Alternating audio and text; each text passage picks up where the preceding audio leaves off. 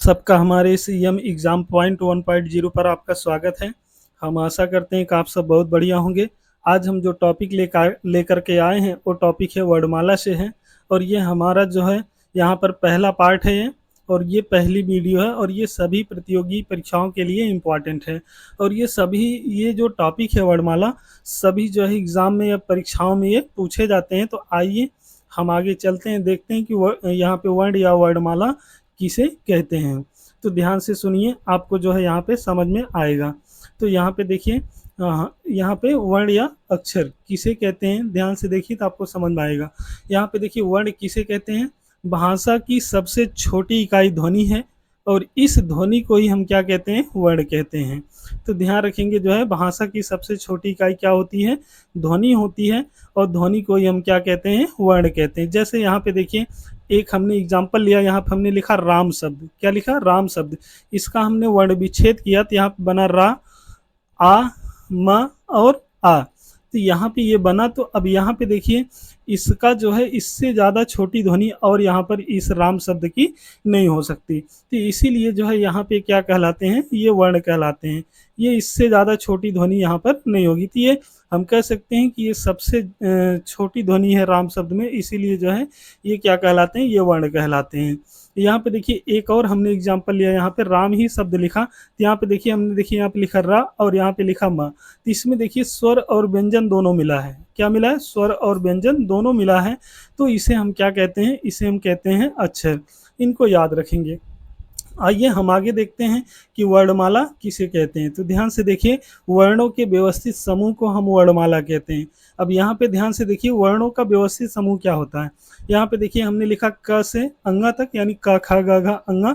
और यहाँ पे छ त्र ज्ञ। तो ये देखिए एक क्या है, ये इनका एक व्यवस्थित क्रम है। ये क्या, इनका एक वर्ण का जो है ये व्यवस्थित क्रम है। इसीलिए इसको हम क्या कहते हैं, इसको हम वर्णमाला कहते हैं। अब यहाँ पे देखिए, जैसे हमने लिखा ख च म त प छ त्र र छ ज, ये हमने लिखा। तो ये वर्णों का व्यवस्थित क्रम नहीं है। इसीलिए जो है इसको हम क्या कहते हैं, इसको हम कहते हैं यहाँ पे वर्ग समूह या वर्ण समूह, इसको हम कहते हैं।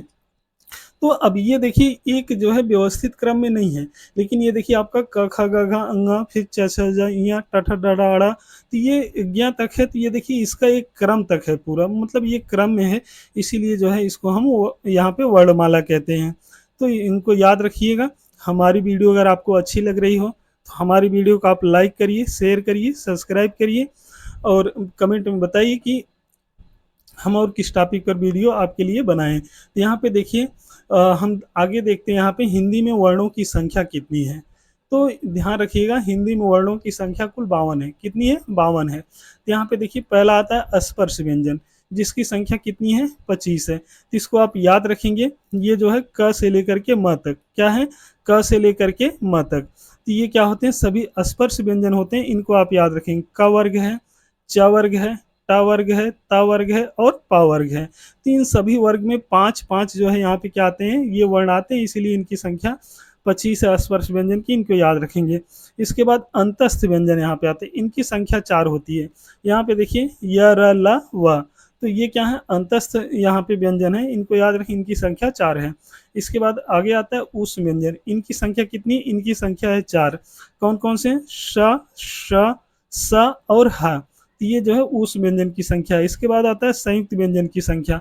इसकी संख्या कितनी है, 4 है। और कौन कौन से, ये छ त्र ज्ञ और श्र, ये जो है संयुक्त व्यंजन होते हैं। आगे इन सब के बारे में हम पढ़ेंगे कि स्पर्श व्यंजन का उच्चारण स्थान क्या होता है, अंतस्थ का क्या होता है, ऊष्म का क्या होता है, और ये संयुक्त व्यंजन बने कैसे हैं। तो इनके बारे में हम आगे पढ़ेंगे। और ये द्विगुण के बारे में भी देखेंगे। तो यहाँ पे देखिए द्विगुण की संख्या कितनी है, 2 है। कौन कौन से हैं, येड़ा है और ढ़ा है, इनको याद रखेंगे।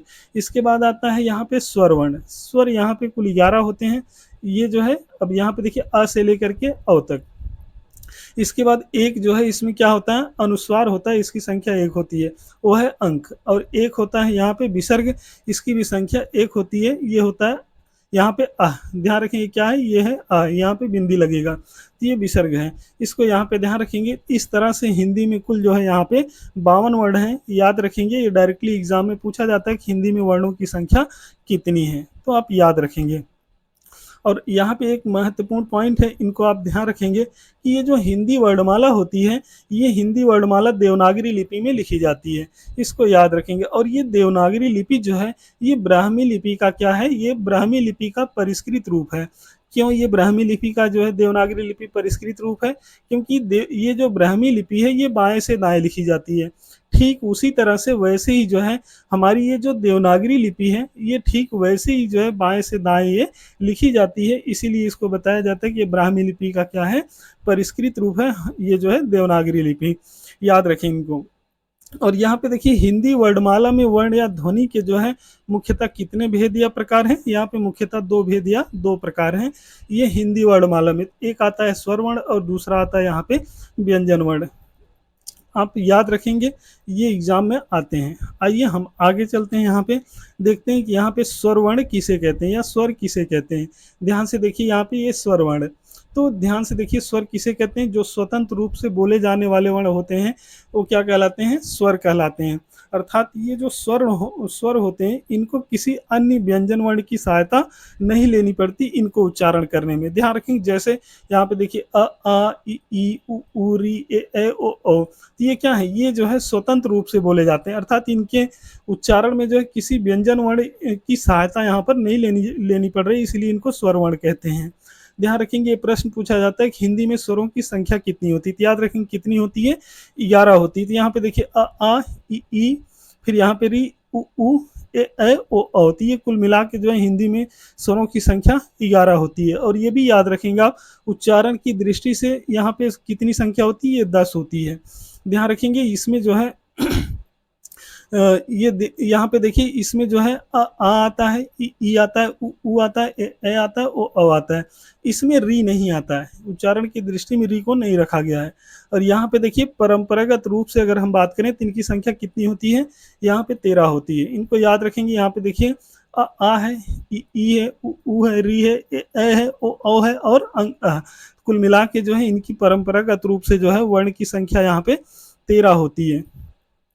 आइए हम आगे चलते हैं। हमारी वीडियो को आप अगर अच्छी लग रही हो तो हमारी वीडियो के आप जो है एक लाइक कर दीजिए और शेयर करिए, सब्सक्राइब करिए। तो यहाँ पे कुछ हम स्वर वर्ण की जो है यहाँ पे हम ट्री के रूप में देखते हैं, जो महत्वपूर्ण पॉइंट है, यहाँ से प्रश्न पूछे जाते हैं। ध्यान रखेंगे यहाँ पे मूल स्वरों की संख्या कितनी होती है हिंदी में? ध्यान रखेंगे 4 होती है।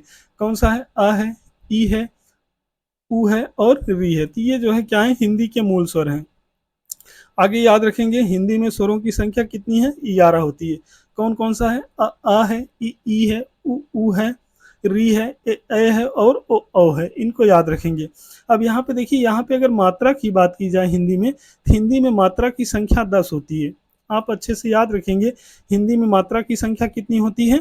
हिंदी में मात्रा की संख्या 10 होती है। अब यहाँ पे देखिए ये जो आ है, यहाँ पे इसकी कोई भी मात्रा नहीं होती है। याद रखेंगे, इस अ की कोई मात्रा नहीं होती, लेकिन ये जो बड़ा है इसकी आ की मात्रा होती है। ई है, छोटी ई की मात्रा होती है। बड़ी ई है तो बड़ी ई की मात्रा होती है।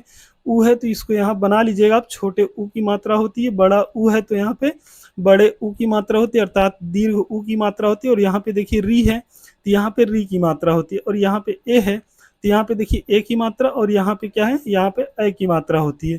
और ये देखिए ओ की मात्रा है तो यहाँ पे ओ की मात्रा, और यहाँ पे अ है तो यहाँ पे औ की मात्रा होती है। याद रखेंगे हिंदी में मात्रा की संख्या 10 होती है। और अगर बात करें हिंदी में कुल जो है स्वरों की संख्या कितनी है, तो 13 है। अभी हमने यहाँ पे देखा अ से लेकर के अ तक जो है कुल 13 जो है यहाँ पे संख्या है। इसके बाद अगर हम भेद की बात करें तो इसके जो है मुख्य रूप से 3 भेद हैं। पहला आता है ह्रस्व स्वर, दूसरा आता है दीर्घ स्वर, तीसरा आता है प्लुत स्वर। तो यहाँ पे ध्यान रखेंगे कि ये जो ह्रस्व स्वर होता है, इसमें एक मात्रा का समय लगता है। जो यहाँ पे मूल स्वर होते हैं ये आपके ह्रस्व स्वर होते हैं। दीर्घ स्वर ये बाकी यहाँ पे मूल स्वरों को छोड़ के जो भी बचते हैं वो होते हैं दीर्घ स्वर। और प्लुत स्वर जो होते हैं इनमें 3 मात्रा का समय या उससे अधिक समय लगता है। आगे हम इनके बारे में डिटेल से पढ़ेंगे। तो यहाँ पे जो है हमने आज जो है यहाँ पे कुछ महत्वपूर्ण चीज़ें देखी। अगले दिन हम पढ़ेंगे स्वर का वर्गीकरण के बारे में। तो आज हम अपनी वीडियो इसी पर स्टॉप करेंगे। आइए यहाँ पे कुछ सूचना है, इसको हम यहाँ पे देखते हैं। तो ये देखिए हमारा ये जो है व्हाट्सअप नंबर है।